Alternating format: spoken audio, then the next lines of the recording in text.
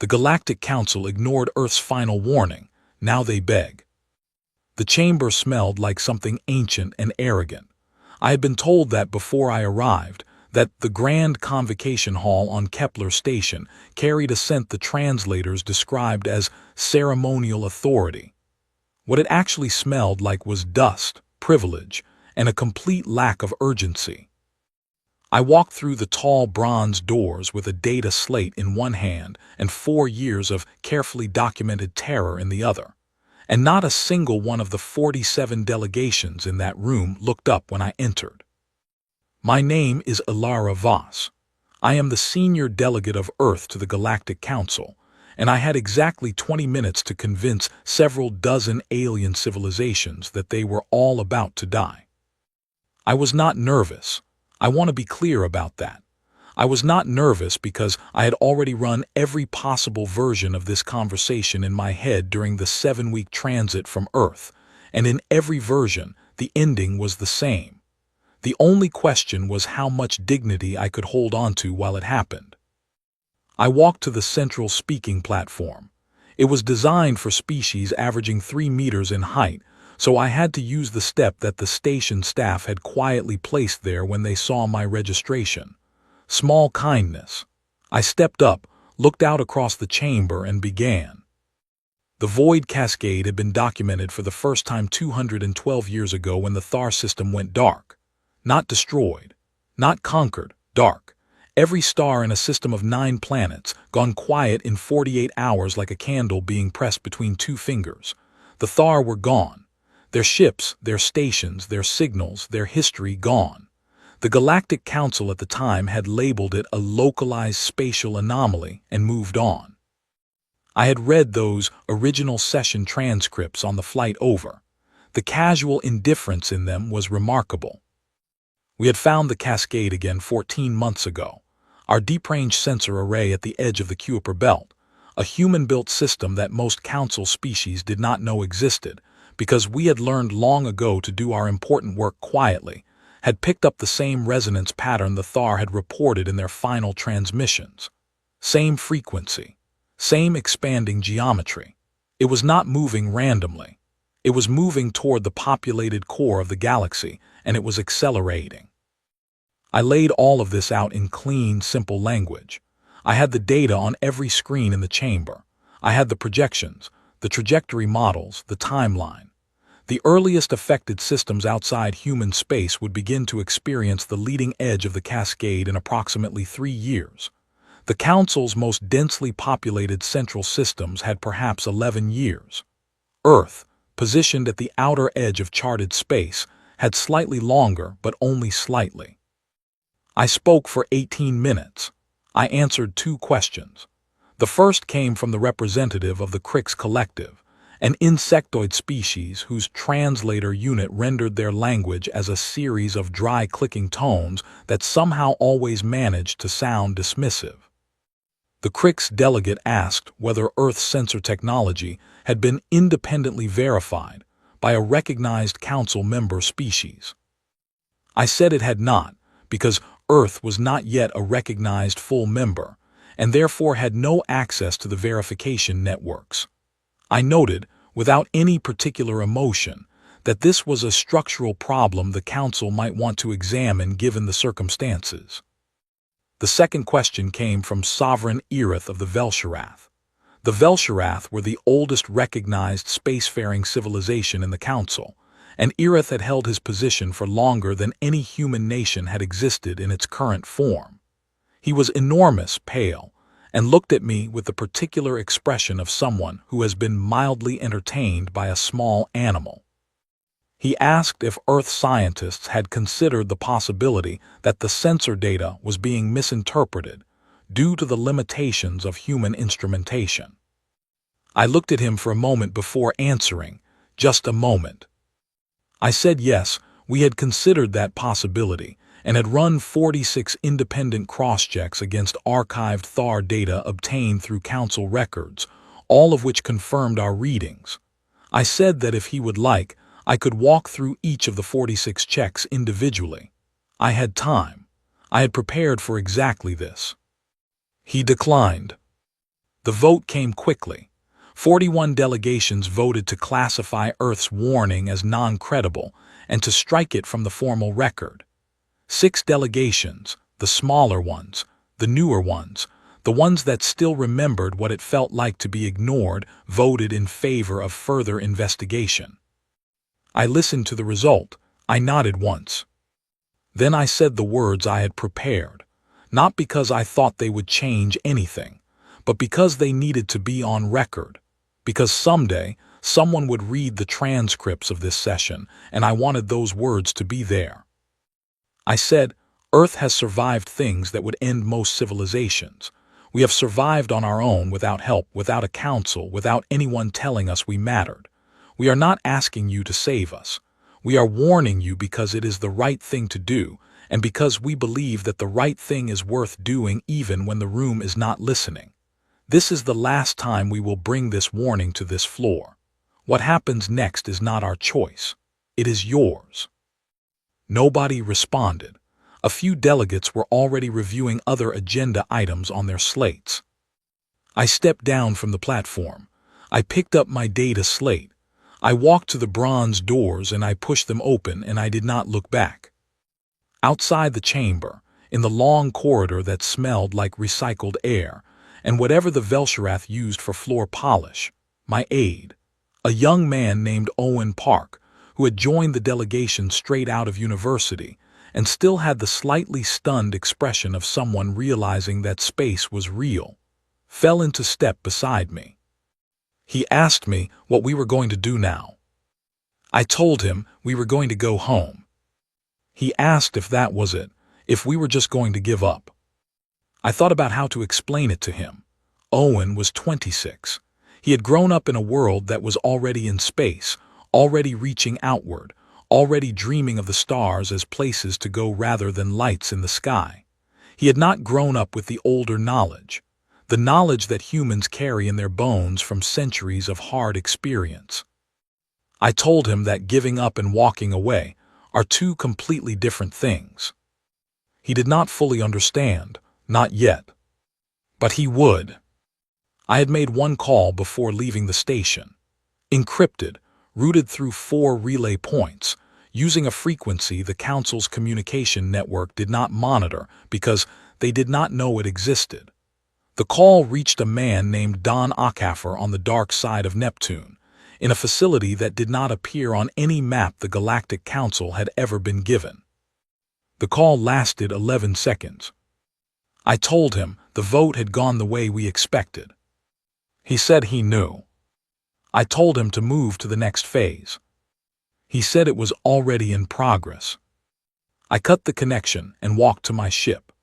Behind me, the grand convocation hall hummed with the noise of 47 civilizations going about their business, completely unaware that the most dangerous species in that corridor had just quietly decided to stop asking for permission. I want to tell you something about Neptune that most people do not know.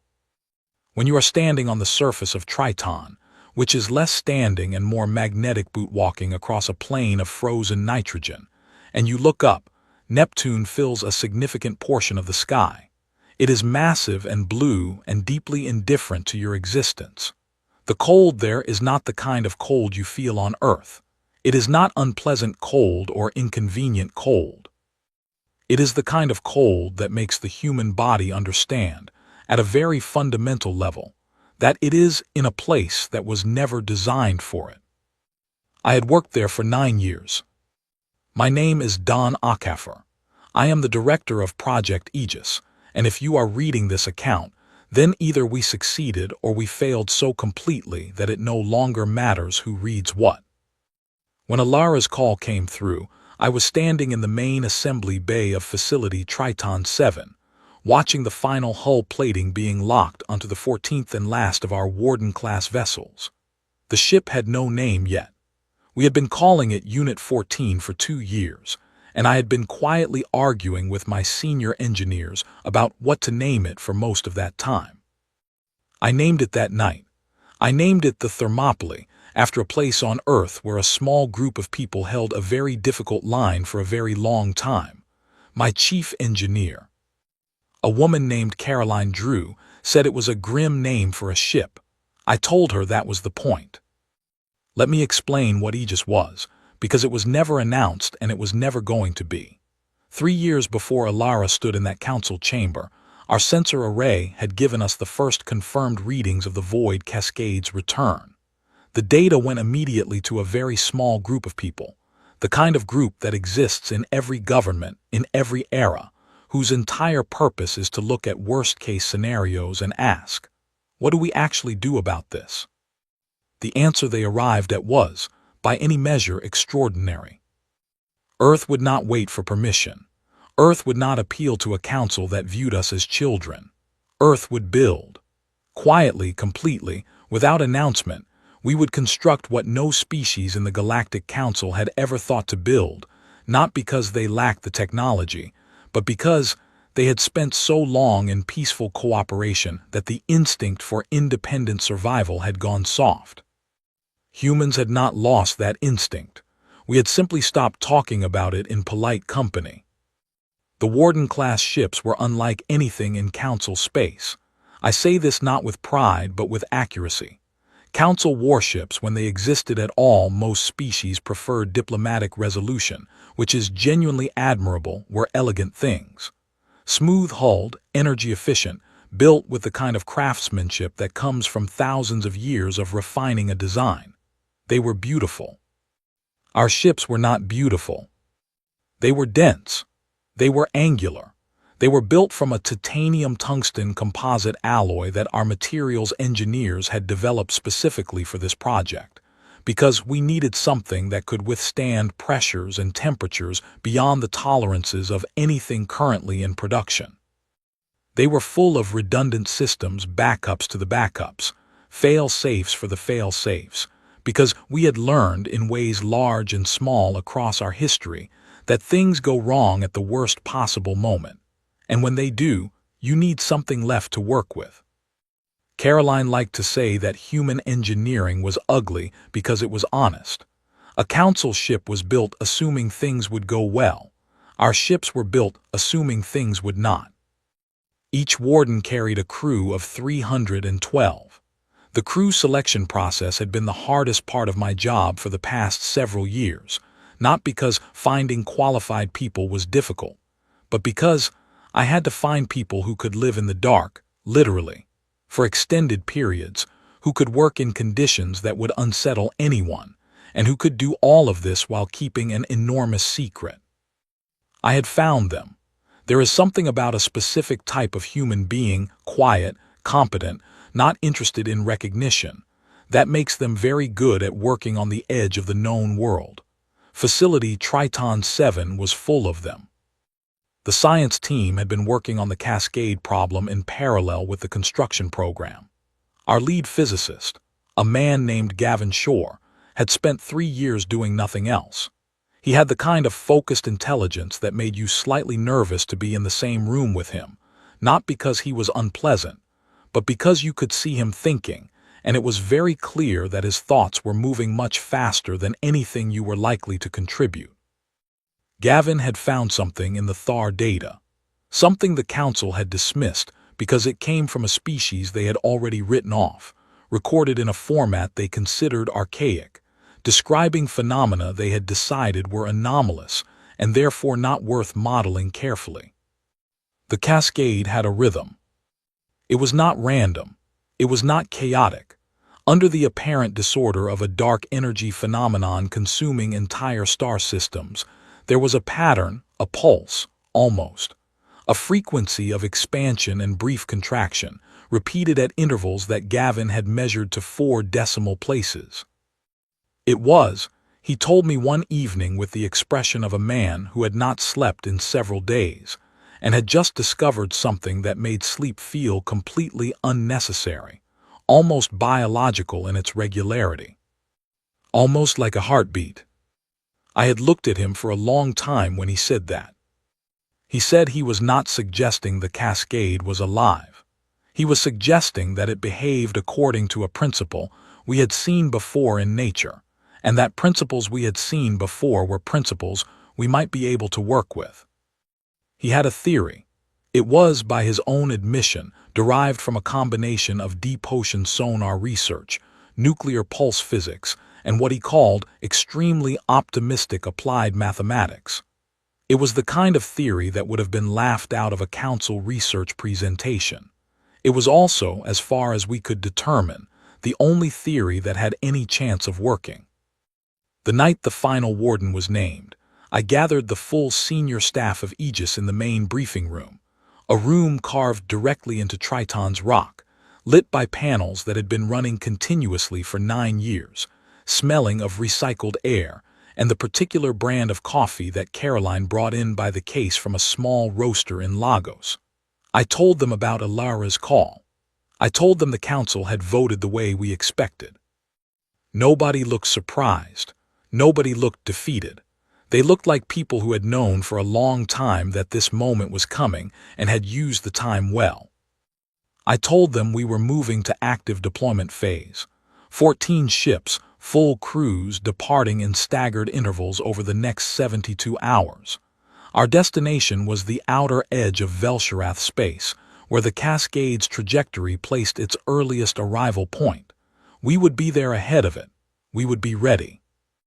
Owen Park, Ilara's aide, who had transferred to Aegis after their return from Kepler Station, raised his hand and asked what our rules of engagement were with council vessels if we encountered them en route. I told him the rules were simple. We did not start anything. We did not back down from anything. We helped anyone who needed help without waiting to be asked, because that was what we did. He wrote it down. As the briefing broke up and people moved toward their ships, Caroline fell into step beside me. She was quiet for a moment. Then she asked if I thought it was going to work. I told her I thought Gavin's numbers were right. She asked if I thought we were going to be okay. I thought about that for a moment. The full honest answer was long and complicated and involved a great deal of probability modeling that did not produce uniformly comforting results. I told her we were going to do the job. She nodded that was enough. 2 days later, 14 ships left the shadow of Neptune. They rose into the dark without announcement, without broadcast, without a single signal that any council monitoring station could have detected.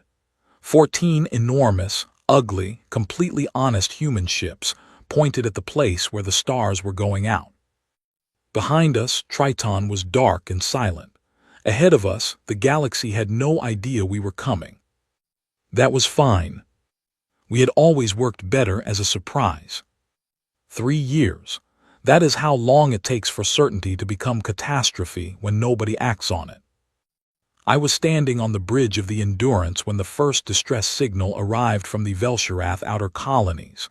Not a formal transmission.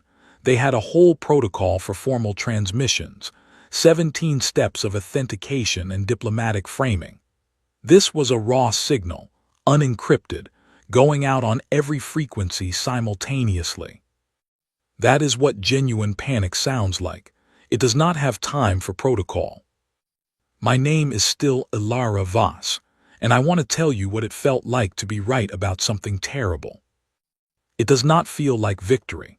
I want to be clear about that. It does not feel like vindication or satisfaction or any of the things that I suppose a lesser version of myself might have wanted to feel after standing in that chamber and being dismissed by people who should have known better. It feels like a weight settling into your chest that you know is going to be there for a long time. The Endurance was the flagship of the Aegis fleet, and I had come aboard 4 days before our arrival at the frontier of Velsharath space. Don had offered me the position of civilian liaison to the fleet command, which was a formal title for what was actually a much simpler arrangement. He trusted my judgment on political situations, and both of us knew the political situation ahead was going to be complicated. We arrived at the frontier and stopped. What we saw was difficult to describe, and I have been trying to find the right words for it since. The Cascade did not look like what I had expected from the data. Data gives you numbers. Numbers give you scale. But scale. When you are floating in space looking at it directly, become something else entirely. Stars were going out, one at a time in sequence like lights in a building losing power room by room. There was no explosion, no debris field, no dramatic event that the human eye could process as something comprehensible happening. A star simply existed, and then it did not, and the darkness left behind was a different quality of darkness from the space around it, thicker, somehow, and absolutely still. Our sensor operator, a young woman named Fiona Clark, said very quietly that the leading edge of the cascade was moving faster than our models had predicted. Not dramatically faster, but faster. I asked her how much faster. She told me. I told her to update Gavin Shore's team immediately. Then the council ships came. There were 3 of them, and they were moving in the particular way that ships move when they have been in a crisis situation, and are not accustomed to crisis situations, fast and slightly uncontrolled, like someone running who is not used to running. They were Velshirath vessels, elegant and silver, and 2 of them had visible damage along their forward sections. Not weapon damage. Stress fractures from pushing drives too hard for too long. They broadcast on an open channel, and they broadcast on a formal diplomatic channel, and they broadcast on the Galactic Emergency Network simultaneously, which told me everything I needed to know about their state of mind. They had tried everything. Their ships could not affect the cascade at all. Their standard energy weapons passed through the leading edge without any detectable impact. They had tried barrier fields, gravitational projections, and at least 3 experimental systems that their science teams had reportedly assembled in the field. Nothing had worked. 6 of their outer colony systems had gone completely silent. 700 billion people. Gone. I let that number sit in the room for a moment. I let everyone on the bridge of the Endurance hear it. Then I watched the 3rd Velshirath ship come forward and request a direct communication channel with the human fleet commander. Dawn looked at me. I nodded. The screen opened. Sovereign Erith looked older than when I had last seen him across a council chamber. I had expected that 3 years had passed, and those 3 years had clearly not been kind. But it was more than age. He looked like a person who has had a specific kind of realization, the kind that arrives not as an idea but as a feeling that starts somewhere deep and spreads outward. He looked, in short, like a being who understood that he had been wrong, and that the cost of being wrong was currently being counted in stars. He opened with the Velshirath formal supplication posture. I had read about it but never seen it. It was a full-body movement, something between a bow and a collapse, that their culture reserved for the gravest of circumstances. It was, in their tradition, the most unambiguous way one being could communicate absolute sincerity to another. He said he was requesting assistance. He said he understood if it was not given. The bridge was completely silent. Every person in that room knew what moment this was. I have thought about what I said next many times since. I want to be precise about it because the precision matters. I did not feel triumphant. I did not want him to suffer. I am human, and humans are complicated, and somewhere in my chest there was a small hard thing that felt like 3 years of being dismissed and doubted, but it was small, and I did not let it speak. What I felt more than anything was tired and clear. I told him that humanity had not come to the frontier to make a point. We had come to do a job. I told him that what he needed to send me right now was not an apology. There was no time for apologies, but his full evacuation network for the remaining Velshirath systems within the Cascade's projected path, his complete sensor data from every attempt his fleet had made to affect the Cascade, and the current location and status of every Council vessel in the region. He stared at me.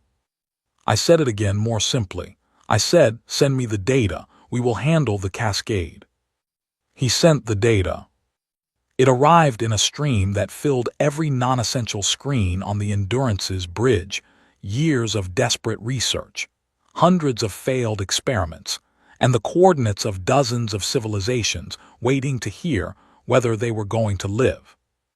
Owen Park, who had become genuinely excellent at his job in the time since Kepler's station, was already sorting it, flagging the most critical systems, building a priority list for the evacuation coordination. Gavin Shore's voice came over the internal channel from the science bay. He had been watching the new data come in as it arrived. He said the Velsherath experiments had actually given him something. One of their failed approaches had, without their realizing it, produced a partial resonance effect at the Cascade's edge. It had not been strong enough to do anything, but it confirmed that Gavin's frequency model was correct. He said he was ready. I looked out at the stars going dark in the distance. I looked at the 3 silver ships waiting outside our hull.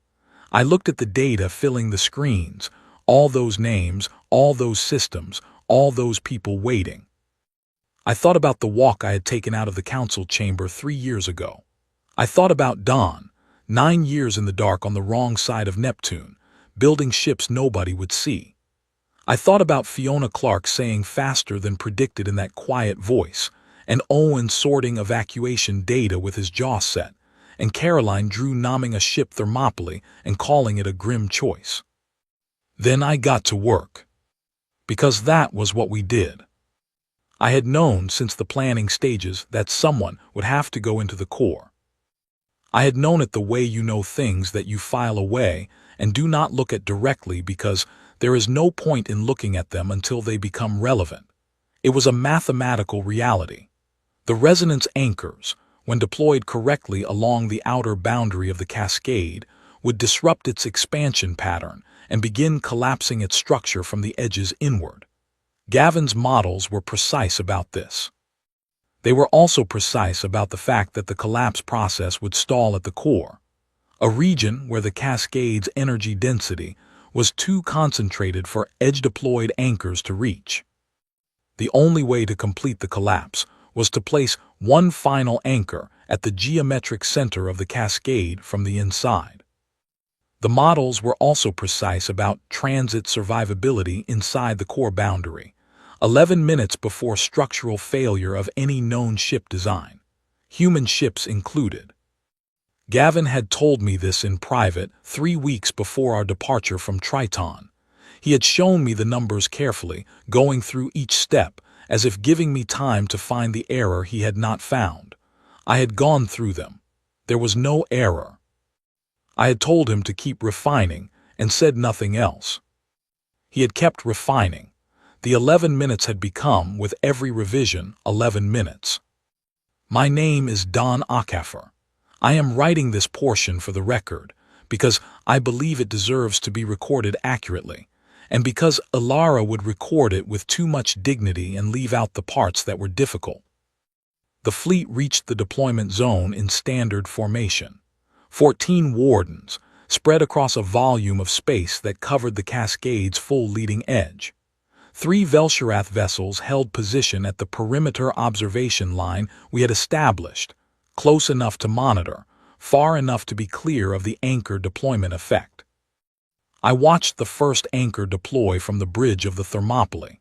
It came out of the warden ahead of us, the ship we called the Coventry, and lit up briefly as its drive system activated, carrying it toward the cascade's surface at precisely the angle Gavin's positioning algorithm specified. Then it reached the boundary and disappeared into the dark. 40 seconds later, Fiona Clark's counterpart on the Coventry reported a resonance response. Faint, but present, real. I let out a breath I had been holding for a while. The next 6 anchors deployed in sequence over the following 2 hours. Each one produced a stronger response.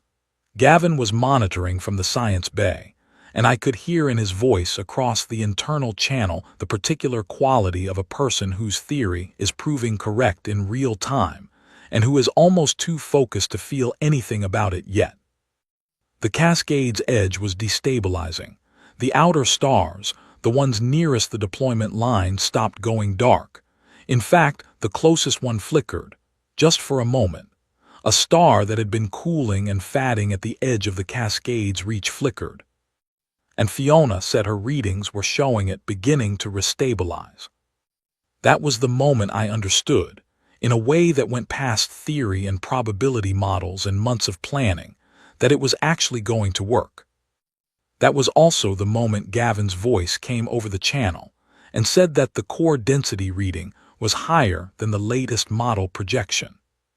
I asked him how much higher. He told me. I asked him what that meant for the final anchor. He was quiet for a moment. That silence told me everything before he said the words. He said it meant the anchor carrier would need to hold position at point 0 for a minimum of 4 minutes and 17 seconds after deployment to ensure the resonance wave was fully established. He said that combined with transit time, the total exposure inside the core boundary would be approximately 16 minutes. I did the arithmetic. 16 minutes, core boundary survivability, 11. I said I understood. He asked me what I wanted him to do. I told him to prep the final anchor for deployment from the Thermopylae.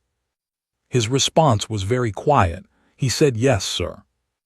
I turned to my bridge crew, 14 people, every one of them looking at me, every one of them knowing what a final anchor deployment from this ship meant. Caroline Drew was there. Owen Park had transferred to the Thermopylae for the mission's final phase. Fiona Clark's equivalent on my crew, a man named Luca Ferris, had his hands flat on his console as if to steady himself. I told them what the mission required. I told them clearly and completely because they deserved clarity. Caroline said she would pilot the anchor insertion herself. She said it quietly and without any drama and looked at me as if she expected me to argue. I told her the insertion required the ship's commander, because the final triggering sequence was command authenticated, and there was no time to reassign command in the field. That was true. I had made it true 3 weeks ago when I quietly adjusted the authentication protocols with Gavin's help. I want to be honest about that. I had planned this part. She knew I had planned it. I could see it in her face. She was angry, and then she was not angry, and then she was something much harder to describe, the expression of a person who respects a decision they hate. I told Owen Park to take the comm station. He moved to it without a word. His hands were not entirely steady, but they did not need to be steady for what I needed him to do. I told Luca to keep the cascade boundary readings live on every screen until I was past the point where the data would matter. He said yes. I turned back to the main viewport. The cascade's interior was not darkness exactly. It was something else, a quality of absence that was almost textured, like looking at a surface that absorbed not just light but the concept of light. The leading edges of the cascade structure moved inside it like slow tides, enormous and indifferent. I opened a fleet-wide channel. I told the fleet that the final phase was beginning. I told them that the outer anchors should continue cycling until the core collapse was confirmed. I told them that if the core collapse did not complete, if something went wrong, they were to pull the council vessels back with them and get to Earth and tell the people there everything they knew. I told them they had done extraordinary work. Then I opened the channel wider, so it would reach the 3 Velsharath ships at the perimeter. Sovereign Erath's face appeared on my secondary screen.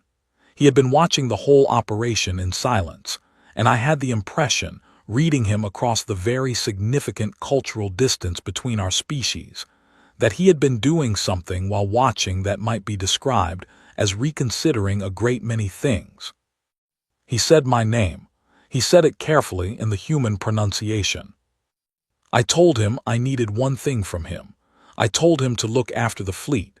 If anything happened that my crew could not manage from outside, I needed him to fill in the gap. I needed the council vessels to act as support for the human fleet after I was inside. He said he would. He said it without ceremony, and that was the right way to say it. I cut the channel. The Thermopylae moved toward the boundary. I am not going to describe the inside of the cascade in technical terms, because Gavin's team will do that with far more accuracy than I can. I am going to describe it as I experienced it, because that is what I can offer. It was cold in a way that bypassed the ship's temperature systems and registered as cold at a level that seemed more than physical.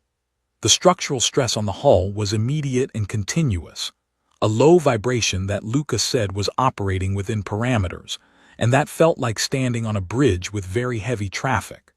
The resonance frequency that Gavin had identified was everywhere, audible through the hull as a sound below sound, more of a pressure than a noise. The final anchor deployed at the geometric center point. The timer started. 4 minutes and 17 seconds. The first minute was the longest minute I have ever experienced, not because it was painful, because I had a lot to think about and very little of it was afraid. I thought about the facility on Triton, 9 years of cold and work, and a crew that had never complained once about what they were giving up. I thought about Caroline's face when she understood what I had done. I thought about my daughter. She was 14. She was brilliant. She was the kind of person who asked hard questions and waited for real answers, and I hoped with everything I had left that she would have a sky full of stars to look at for the rest of her long life. I told Owen to open a final transmission, outgoing only, broadcast. He opened it. I said, "Tell my daughter I finished the job." I closed the channel. The anchor reached full resonance at 4 minutes and 9 seconds, 8 seconds early. Gavin's math, even under field conditions, had been almost exactly right. The core of the cascade began to collapse inward, the resonance wave spreading outward from the anchor point in a pattern that Gavin later described as the most geometrically perfect thing he had ever measured. The Thermopyla's hull took the full impact of the collapse wave at the 11-minute mark. The lights went out. The stars came back. That is the part I cannot fully explain. Even now, standing at the same podium in the same chamber where I once stood, and was told that humans were too young and too limited to understand what was happening in the galaxy. The stars came back. Not all at once, not in a flash. Slowly, over the 48 hours following the cascade's collapse, the systems that had been at the very edge of the void, the ones that had been cooling, fatting, going quiet, began to restabilize. The energy the cascade had been drawing from them returned, redistributed by the resonance collapse in a way that our physicists are still modeling. 14 star systems at the frontier, systems that had been hours from going permanently dark, relit. My name is Ilara Voss, and I want to tell you what it looked like from the bridge of the Endurance when the first one came back. Fiona Clark said his readings were changing. She said it so quietly that I thought something had gone wrong. Then she said it again, and this time she said, "The star is returning to normal output levels." Then she said nothing at all because there was nothing adequate to say, and we all simply looked at it, this ordinary star, completely unremarkable, that had nearly ceased to exist, burning steadily in the dark. There was no applause. I want to note that because I think it is important. The people on that bridge had just finished something enormous, and they were exhausted in a way that went past the body, and several of them had been in contact with the Thermopylae right up until its signal went dark, and the feeling in that room was not celebration. It was the particular silence of people who understand the full weight of what they have been part of. Owen Park was at the comm station, and I watched him put his head down on his folded arms for a moment, and I did not say anything. Sovereign Erath contacted us 2 hours after the final star restabilized. The Velsharath vessels had stayed at the perimeter through the entire collapse sequence, as he had promised. When the fleet had needed support in the aftermath, coordinating the evacuation status of the outer colonies, relaying signals across the disrupted comm networks, routing emergency supplies, the Council ships had responded instantly, without hesitation. Whatever Erath had been reconsidering during those final hours, the reconsideration had clearly arrived somewhere meaningful. He asked about the Thermopylae. I told him we had not recovered the ship yet. I told him our recovery team was already en route to the last confirmed coordinates. I told him that the survival systems on Warden-class vessels were redundant to a degree that would be unusual in council engineering. I said the word unusual deliberately, and Irith understood the meaning behind it. He said he would hope. I told him hope was appropriate. The recovery team found the Thermopylae 17 hours later. She was damaged extensively, hull integrity at roughly 30%, all primary systems offline, running on emergency reserves. She was also, structurally, still a ship. Gavin's extra redundancy specifications, the ones Caroline had called excessive at every design review, had held. Don Akafer was alive. He had 2 cracked ribs from the impact restraint, a concussion, and hearing damage in his left ear that the medical team said was likely permanent. He was conscious when they reached him. He was sitting at the navigation console with a sealed thermos of coffee that he had apparently prepared before the final approach and had not yet had a chance to open. I flew out to the recovery site personally. I was on the medical transport when they brought him aboard. He looked at me, and he looked at his watch, and he said he had apparently been inside for 12 minutes and 41 seconds. I told him that was 11 minutes longer than it should have been possible to survive. He thought about that for a moment, and then he said that human ships were built to outlast the math. I sat down beside him on the transport bench and did not say anything for a while. That was fine. We had both been doing a great deal of talking for a long time. 6 months later, I walked through the bronze doors of the Grand Convocation Hall for the second time. The smell had not changed. What had changed was everything else.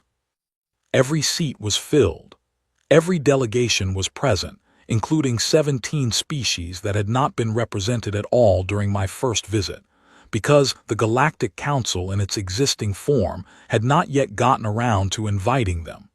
That was something I had noted in my preparation notes for today, and I intended to do something about it.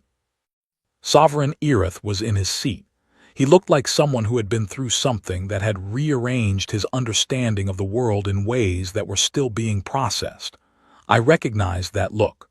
I had seen it on every human face around me for the past 6 months.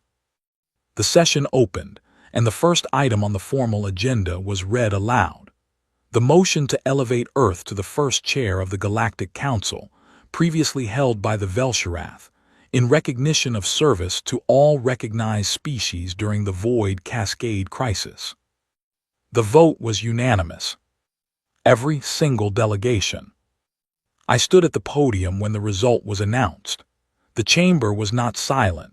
It was something opposite to silence, a sound that had been building since the vote closed and that contained, I suppose, 47 different species' version of what it sounds like when something shifts fundamentally.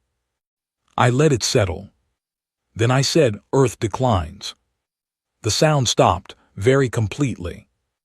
I had about 30 seconds before the questions started, and I used them. I said that Earth was grateful. I said that what had happened at the frontier was not a human achievement in isolation. It was built on Thar data, on Velshirath sensor records, on 6 alien species who voted in our favor when everyone else refused to listen. It was built on 3 years of humans working in the dark, yes, but also on 10,000 years of human history that taught us what happens when any one group gets to sit at the top of a structure and decide what everyone else is worth. I said we had seen what that looked like. We had experienced it personally and recently. I said we were not interested in repeating it, even from the other side.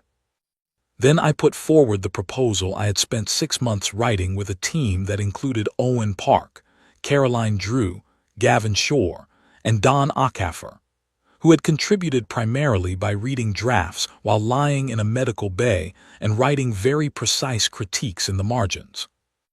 The Galactic Compact, no first chair, no rank species, no civilizations that mattered more than others by default, a flat council with equal representation, operating on the principle that every world with a voice deserved to have it heard, dispute resolution through structured mediation, not power balance.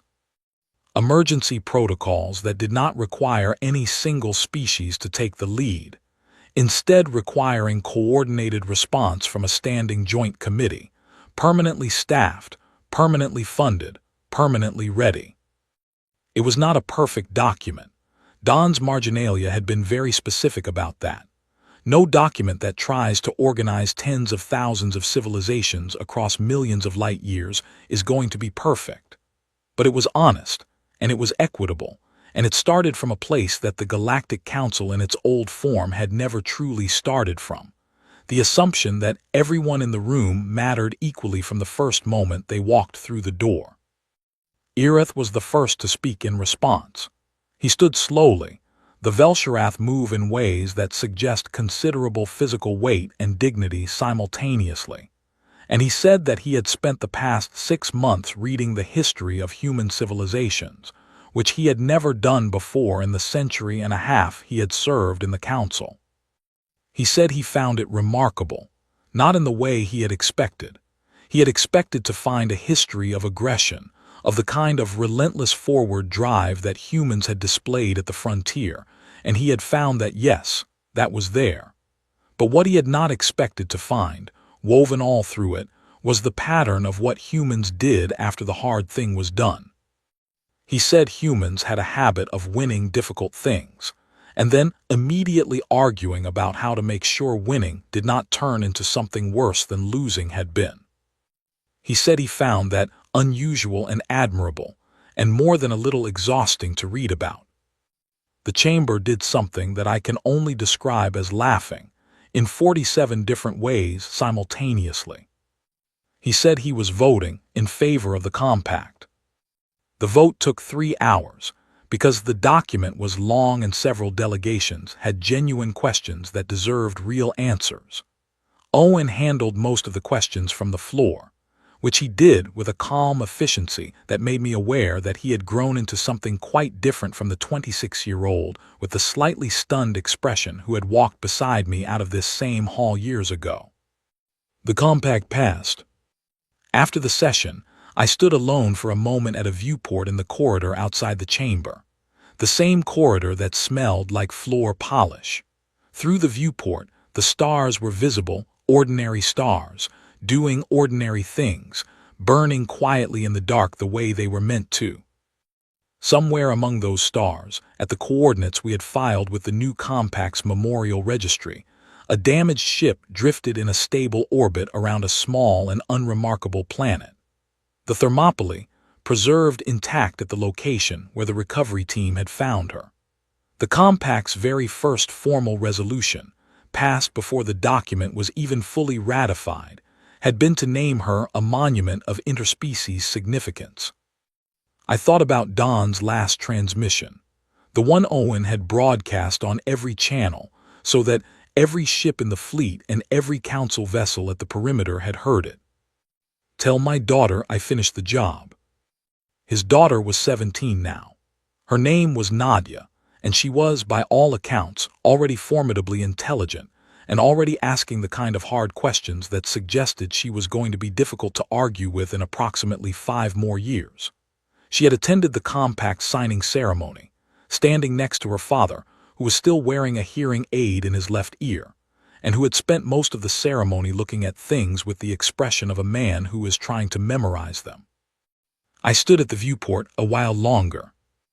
I thought about every version of this story that had not happened.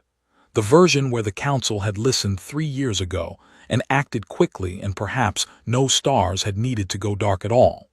The version where the cascade had moved faster and our ships had not been ready.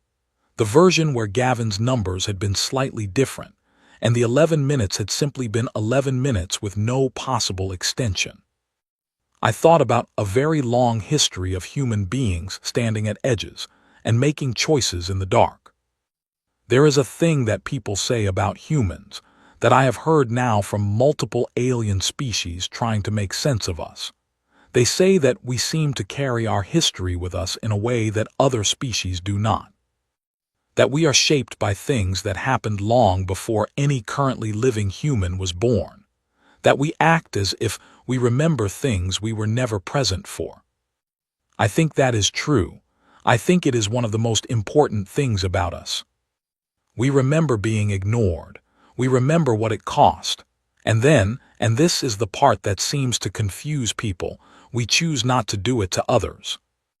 Not because we are noble, not because it is easy, because we know the specific weight of it in our bodies, in our history, in the way we build things and name ships and stand at podiums and say no when someone offers us the seat at the top.